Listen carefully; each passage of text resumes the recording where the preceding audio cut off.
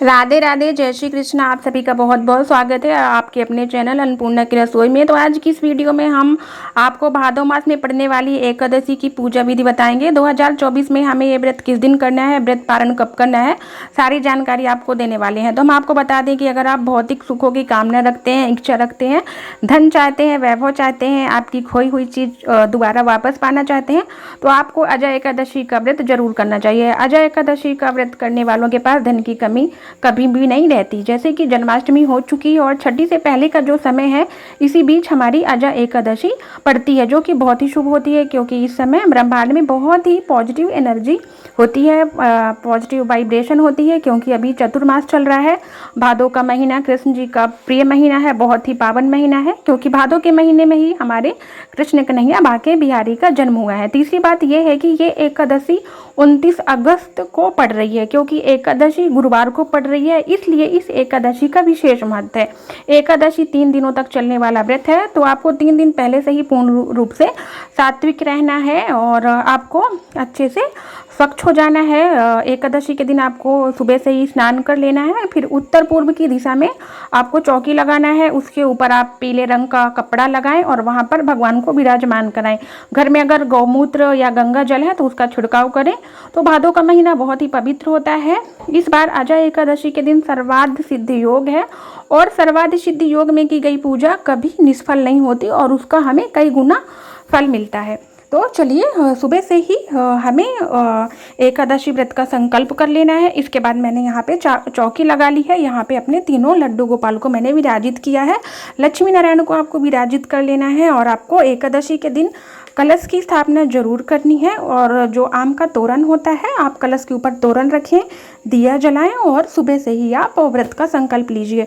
इसके बाद आप ठाकुर जी को, लड्डू गोपाल जी को आप चाहें तो पंचामृत से स्नान कराएं, उनका अभिषेक कराएं। इसके बाद आप उन्हें वस्त्र धारण करवाएं, और आपको लाल या पीले रंग के वस्त्र ठाकुर जी को धारण कराने हैं, और आपको खुद भी पीले रंग के वस्त्र धारण करना चाहिए। इसके बाद ठाकुर जी को तिलक जरूर लगाएं, तुलसी पत्र चढ़ाएं, फूलों से उनका बहुत अच्छे से श्रृंगार करें। मोर, मुकुट, बंसी, इन सब से ठाकुर जी का बहुत अच्छे से श्रृंगार करें। और भोग के लिए आप इस दिन सूखे मेवे या फलों का भोग आप ठाकुर जी को अर्पित कर सकते हैं। माखन मिश्री ये हमारे ठाकुर जी का सबसे पसंदीदा भोग है, तो आप माखन मिश्री, सूखे मेवे, फलों का भोग आप इस दिन ठाकुर जी को लगा सकते हैं। तो फ्रेंड्स, आपको एकादशी के दिन ठाकुर जी को नीले और हरे रंग के वस्त्र धारण नहीं कराने हैं, और आप हरे रंग के वस्त्र धारण करा सकते हैं, लेकिन फिर भी नीले रंग के आपको वस्त्र धारण नहीं कराने हैं। साथ ही एकादशी के दिन आपको